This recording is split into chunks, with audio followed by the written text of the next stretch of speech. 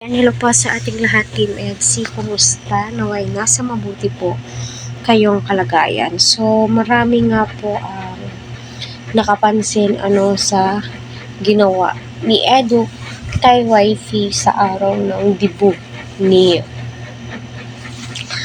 Pau Pau, diba? So, dyan po natin malalaman kung gaano kasupportive si Wifey. So, sana all, diba? Sana all. Mapapasana all ka na lamang po talaga sa mga ginagawang efforts ni Eds kay Beyonce. Yung effort niya, my God, sobra-sobra. Kaya, kung manliligaw itong si Edu kay Wifey, my God, for sure akong sasagutin ni Wifey po to. Kasi bilang babae, mararamdaman mo naman kung seryoso ang isang lalaki o hindi. Nang sila lang, kahit naka-off ka, malalaman mo yan. Or ika nga ni Beyonce noon na, naku, binubola mo naman ako. Alam kong for the vlogs lamang po ito. Pero ang sagot nga po ni Edu, sa tingin mo, for the vlogs lang lahat ng mga ginagawa ko sa'yo. Sabing ganun, diba? Kaya mapapaisip ka bilang viewer supporters for the vlogs lang nga ba?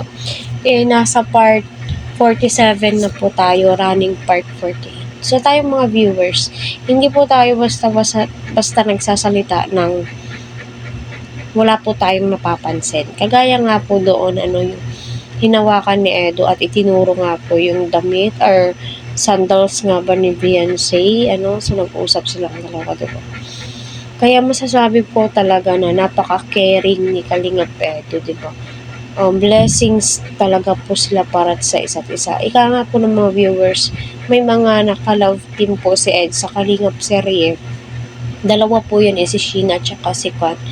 Kay Beyonce po ang kanyang hulog. So it means destiny po talaga sila ni Beyonce. Diba? Inalis po ng Panginoon yung mga taong di nakokontento or tawag dyan, kaya nakahanap na. Kasi mabait to si Edu, mas deserve niya talaga si Beyonce. Kaya patuloy po natin silang suportahan, syempre. Si Kalinga Prab, Kuya Val, Ate Edna, huwag ho natin skip ang kanilang ads kasi tignan nyo naman po, napakarami po nilang tinutulungan through sa pabahay, mga scholar, mga maintenance. Masasabi mo po talagang deserve po nila na sila ay suportahan, Huwag po natin talagang skip ang kanilang mga ads, diba mga kalingap?